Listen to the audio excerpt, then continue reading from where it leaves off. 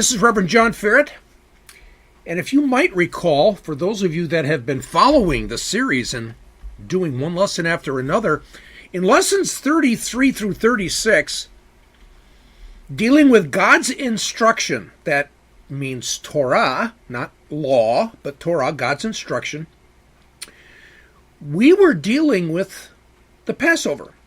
So God is talking about Passover, what it is, the Feast of Unleavened Bread, the meaning of it. We saw some amazing insights that surfaced as we were studying this since the beginning of chapter 12. The connections of Passover to Egypt, that God was using aspects of what he was commanding his people to do in Passover connected to Egypt, like unleavened bread. The Egyptians, from a historical point of view, are the ones that invented leavening of bread. Their gods were associated with bread. And so it's as if God is saying, you will eat unleavened bread to separate his people from Egypt. We saw the amazing connections of that Passover in 1446 B.C. to Yeshua. We found that perhaps we should not be mixing up the lambs. There's a Passover lamb and the Lamb of God. Each is unique. Each lamb is distinct. Each lamb has a specific purpose.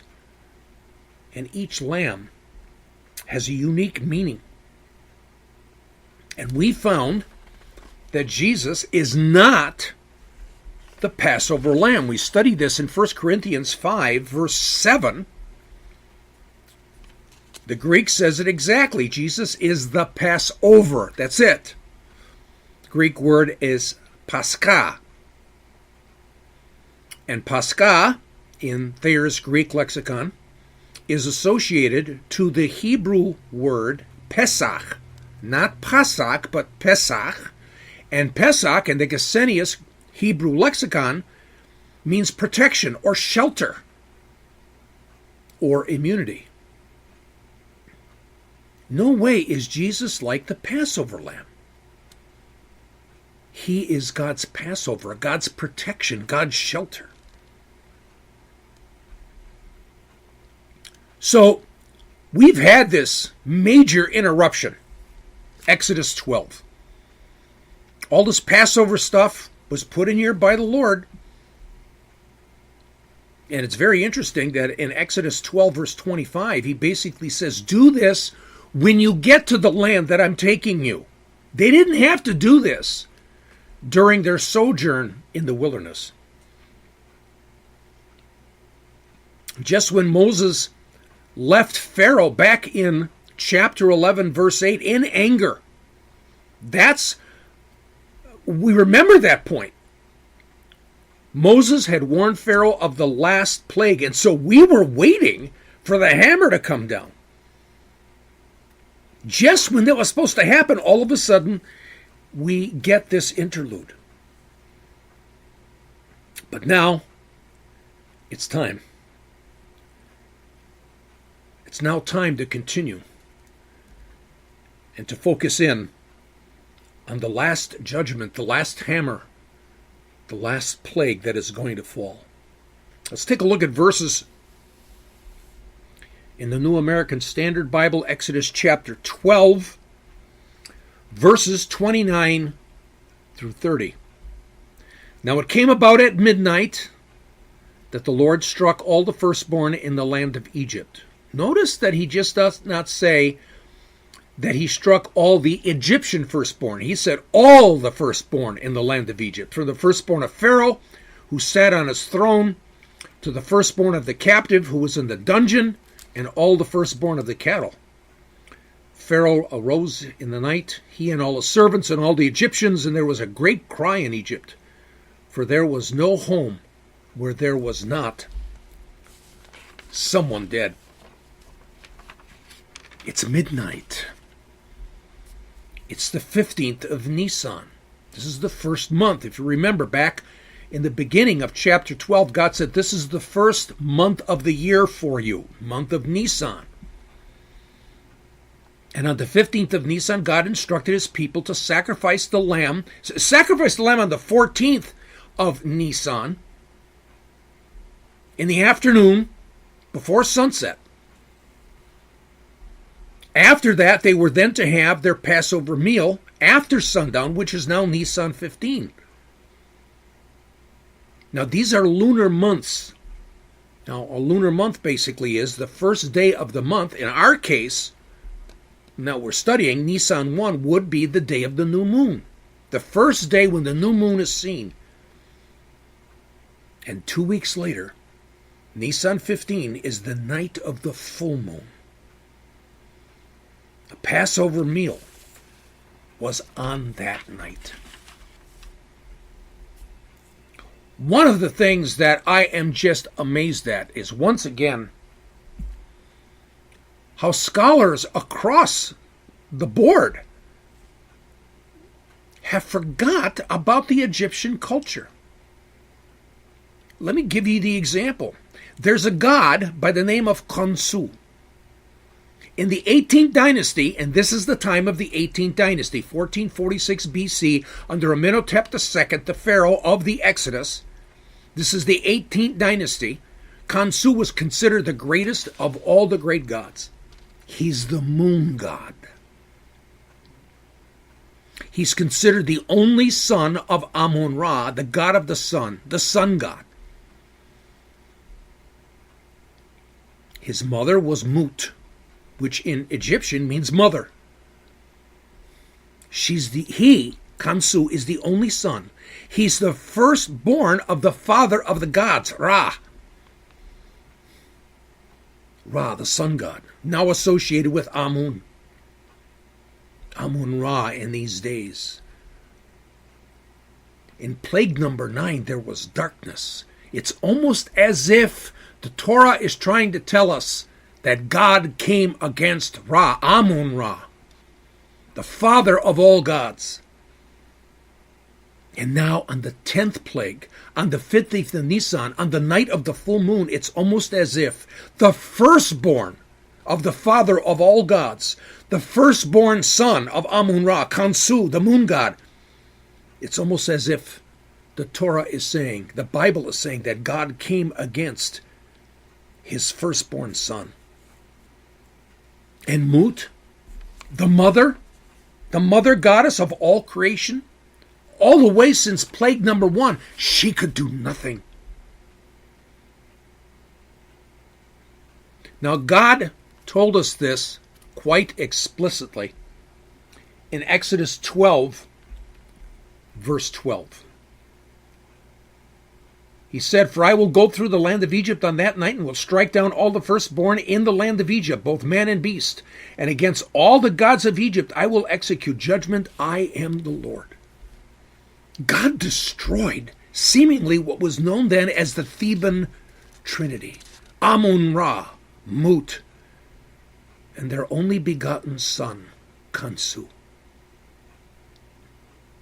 So imagine that you're a Hebrew 3,400 years ago. They probably had assimilated into the Egyptian culture. We talked about that in earlier lessons. It's likely they understood this, not us. And once again, I am so amazed across the board, commentary after commentary, Bible historian after Bible historian. This is just a part of ancient Egyptian history at the time of the 18th dynasty in 1446 BC.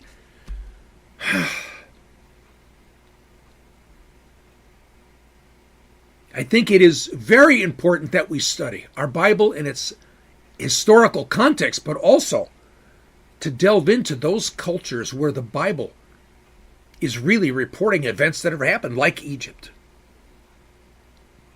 So those ancient Hebrews, perhaps they saw the Torah principle in action. They probably saw this. Midah kineged midah, measure for measure. Because back in Exodus 1, chapter 1, verse 22, Pharaoh commanded all his people to drown the baby boys of Israel. But now,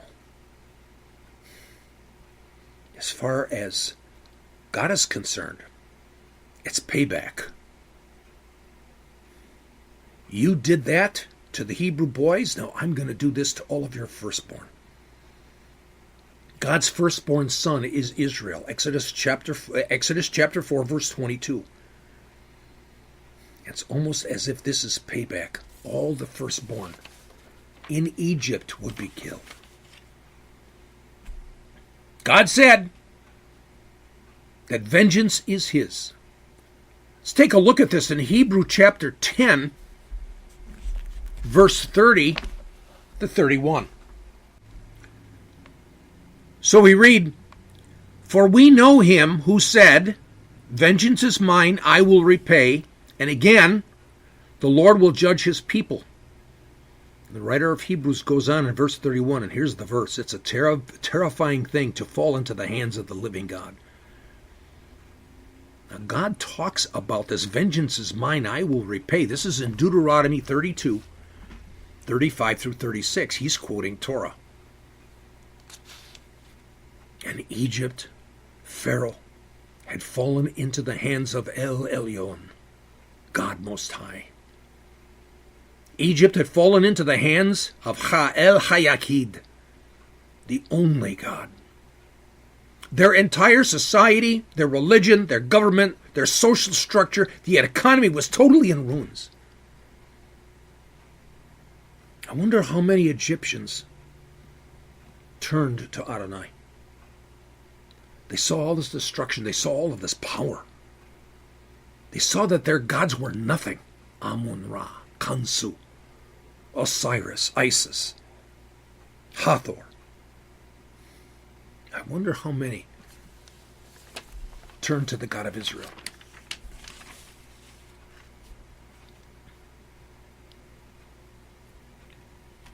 With regards to the idea of the firstborn, let's take a look at this a little bit more. God said that Israel was his son, his firstborn son, singular. Egypt was killing his firstborn son. They were drowning all the baby boys. God said perhaps that this is all payback, measure for measure, midah cheneged midah. He killed all the firstborn, and I'm talking about babies through adults. Is this the price to be paid? Is this the price to be paid for freedom?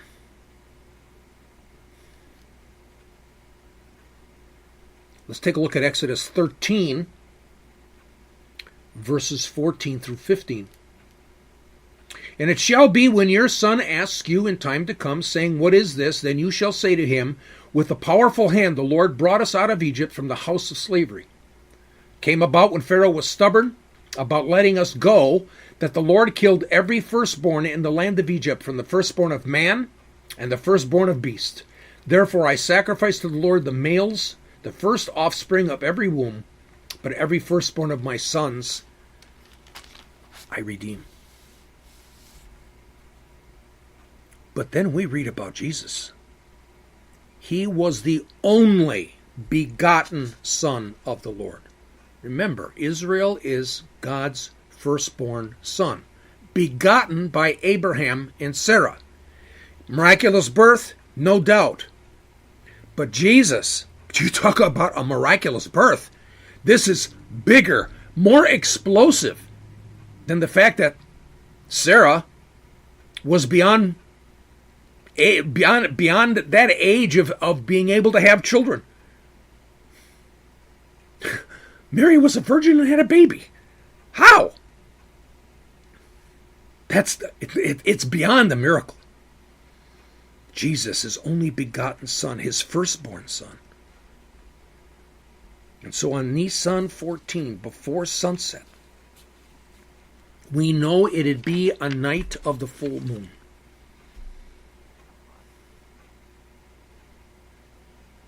And the firstborn of Ha-El Hayakid, the only God, was killed. Sacrificed, actually. He was the price to be paid. 1 Corinthians 6:20. Bought with the price. Acts 20:28. Paul is teaching us that God purchased the church with his blood. God, meaning Jesus is God. God does it again. So we take a look at previous major events, like the death of the firstborn in Egypt. And God then does something in the future, Jesus' crucifixion, and it's tied to the previous. It's an engineering of history. It's a control of time and events. It's like a sign from God himself of these events. He wants them tied together. Oh, they have a different meaning. There's a different redemption, but they're so connected. He's saying all of this from the redemption of his people in Egypt in 1446 BC to the death of his son Jesus, all orchestrated and engineered by him, by his hand. And the Passover of Jesus and the Passover of Israel, you cannot have the first, the Passover of Jesus, without the second. By the way, just a note that there is no angel of death in the Bible. If you take a look at Exodus 12, verse 23, we read that the Lord will pass through to smite the Egyptians, and when he sees the blood on the lintel and on the two doorposts, the Lord will pass over the door and will not allow the destroyer to come in to your houses to smite you. That word has been, it's a Christian midrash and it's a rabbinic midrash. It's using you can't use the English, and all of a sudden there's this angel of death. That Hebrew word there comes from a Hebrew verb. The Hebrew verb is meaning to destroy, to ruin. So the Hebrew word there is mashit, and the Strong's number is 7843. And as a noun, it means the destroyer or destruction. And in context, we should probably read it as destruction, because the Bible is 100% clear. The Bible tells us who killed the firstborn. Exodus 12, verse 29. The Lord struck the firstborn. Not an angel of death, not a destroyer. The Lord did it. We see the word Lord there. It's capitalized. That means that the Hebrew word Adonai is used as a substitute, because in the actual original Hebrew, it's God's name, the four letters, the tetragrammaton, Yud He Vav He. I pronounce it Yahweh.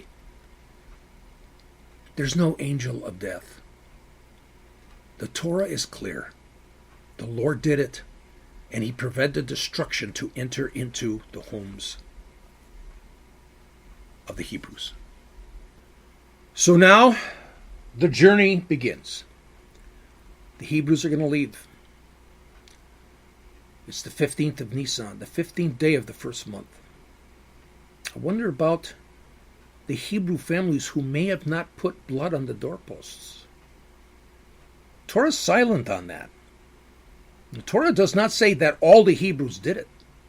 I've often wondered, did everybody do what God ordered and commanded? And on top of that, if they didn't do it, they probably had a firstborn person in that family killed. So were they allowed to come? I mean, I think I would have repented to see that. So it could very well be that many Hebrews who even did not put the blood on the doorpost left. Egyptians wanted them out of there.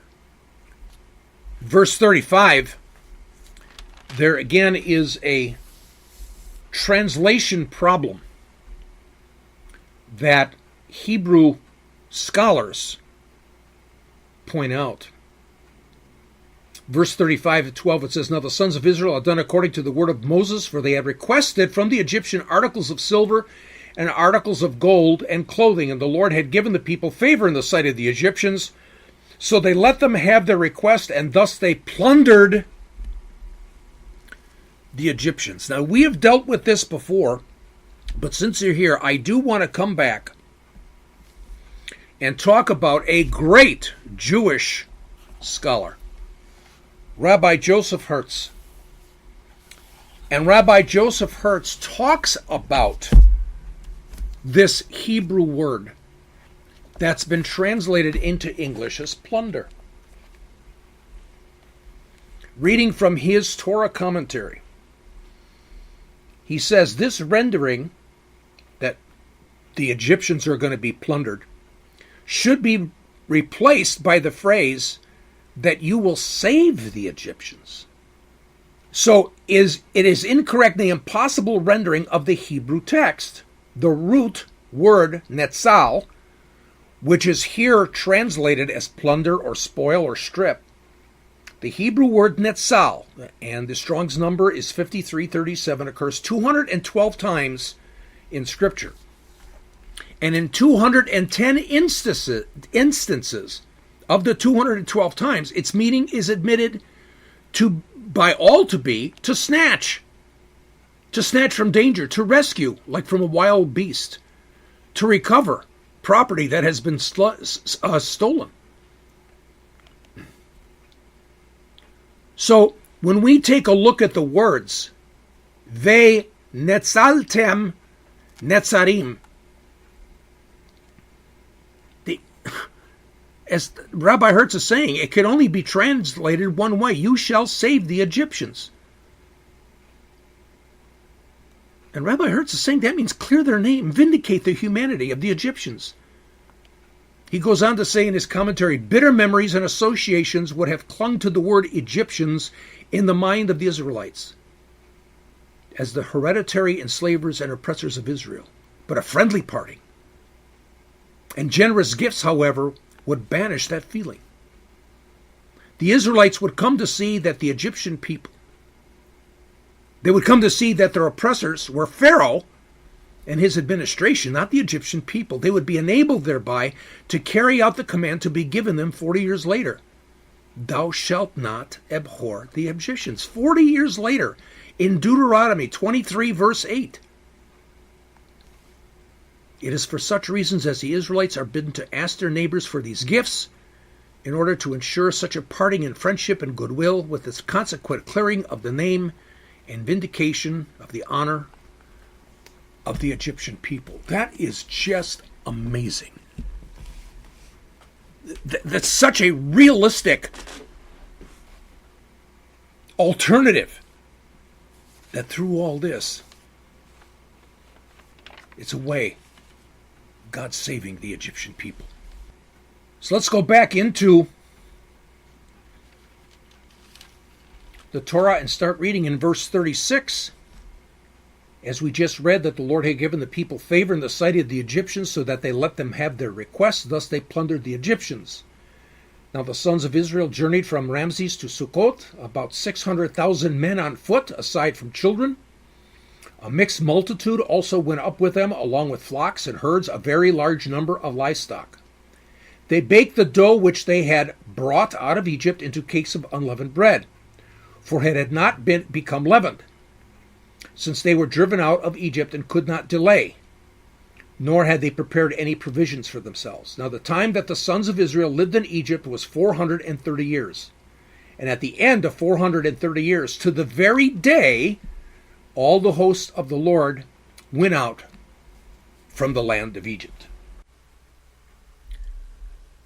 Now in verse 37 to 38, it talks about 600,000 men.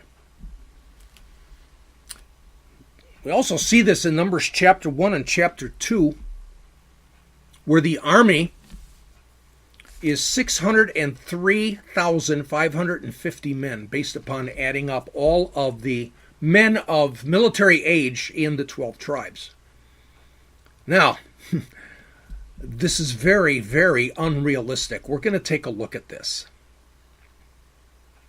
So some say since there were 600,000 men, we're probably dealing with 2 million people that left Egypt. One estimate is even 3 million. 2 million. Men with their wives, their children, their parents. Now 2 million, like I said, is very problematic understanding the historical context. Let me give you an example. Let's say there's 2 million that are leaving Egypt. Let's put them in rows, each row containing 20 people across. Which means if there's 2 million, that'd be 100,000 rows of people. 100,000 rows of 20 people per row, or 2 million people. Now let's assume that these rows are 4 feet apart, but will allow 2 feet for the actual row itself, because they have to be walking. So that's 6 feet per row. There's 100,000 rows, so that means that the column of Hebrews leaving Egypt would be 600,000 feet. Dividing that by 5,280 feet per mile, that means the column was 114 miles long. Now, if you actually take a look at a modern map of the Middle East, there is a Egyptian modern city. I was there. My wife and I were both there. Ishmaelia. The reason why we went there is archaeologists believe that this could very well be the modern site, Ishmaelia, which is built upon the site of Sukkot, which is a one-day journey from where the Israelites started from.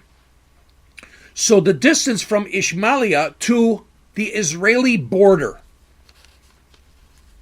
is 131 miles.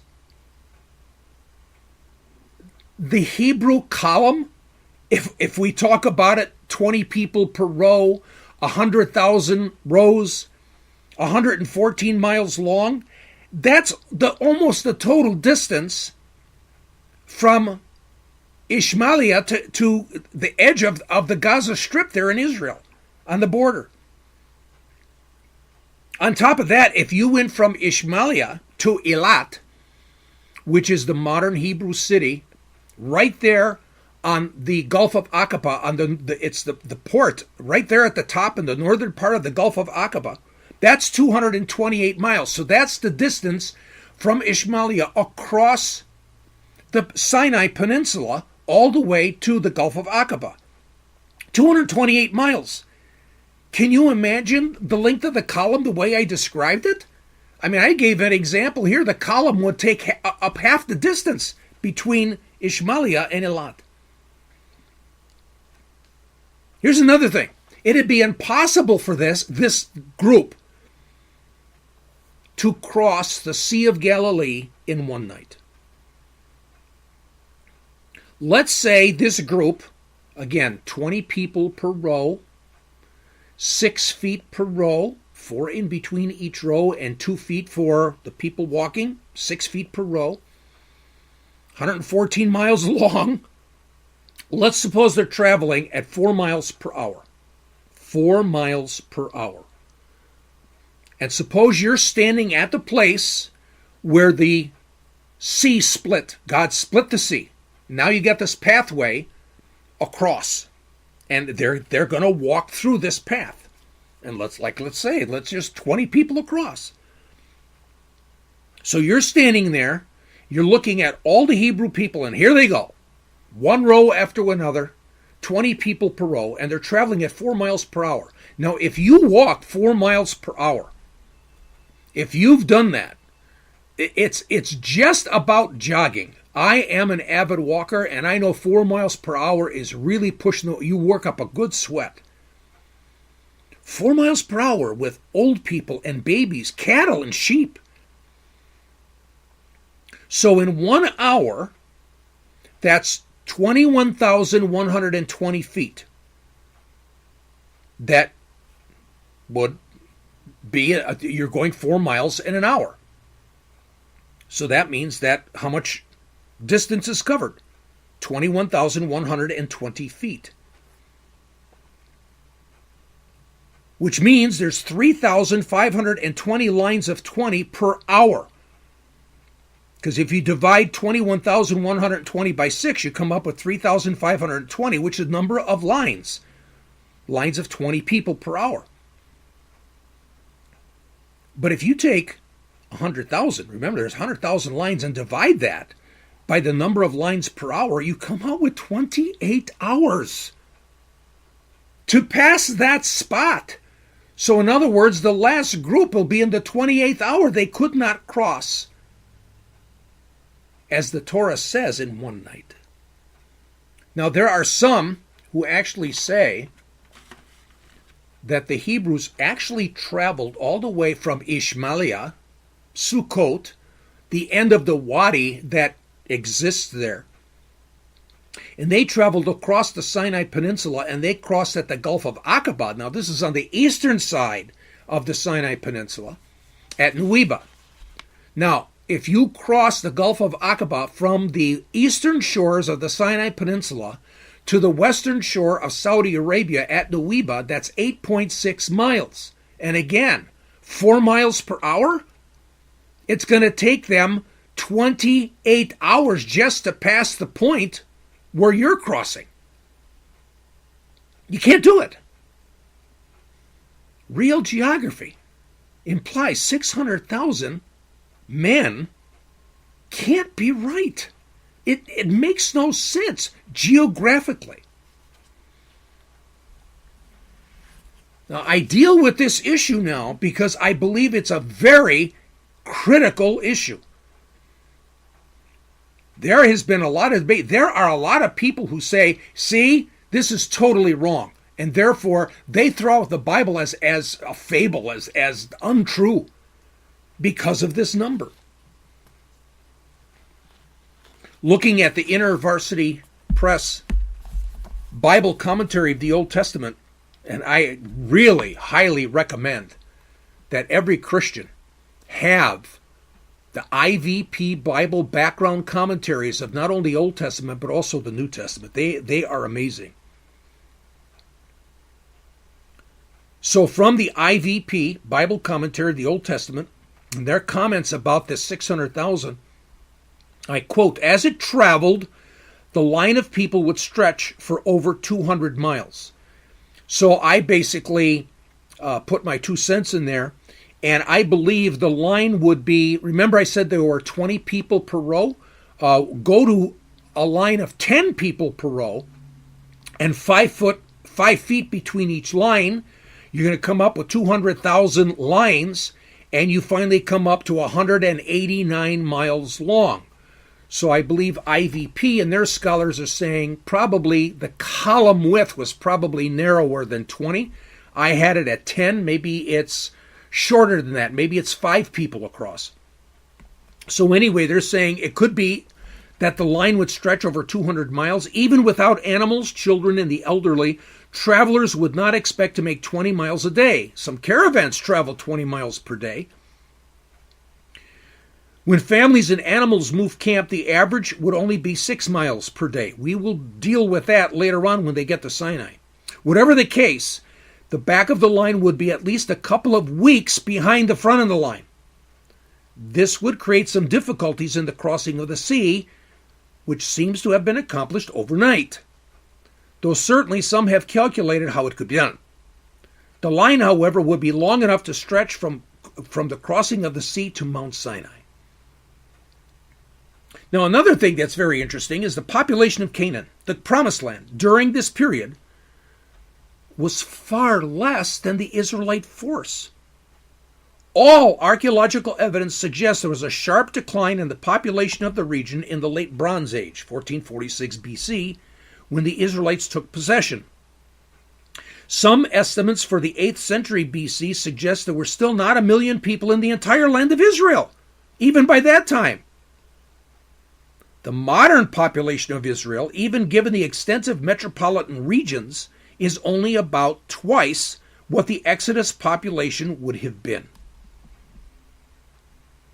Many solutions have been offered, but all have problems. All of the above suggests that it's unlikely the numbers should be read the way they traditionally have been read. What are we going to do? We have no solutions, but there is a possibility. The most promising approach comes through a recognition that the Hebrew word translated thousand in those days when the Old Testament was being written can also be translated as clan, family, tribe, or a military unit or troop. In which case, there would be 600 military troops.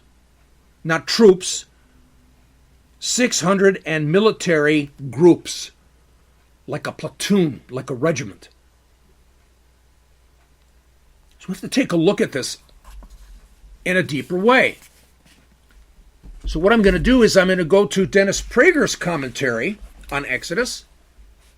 He deals with the same thing. And like I said, we're dealing with this because this is a major, critical number. And we have to find out how to deal with this.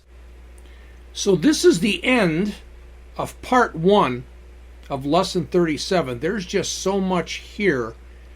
I wanted to break this up into 2 manageable listening sessions.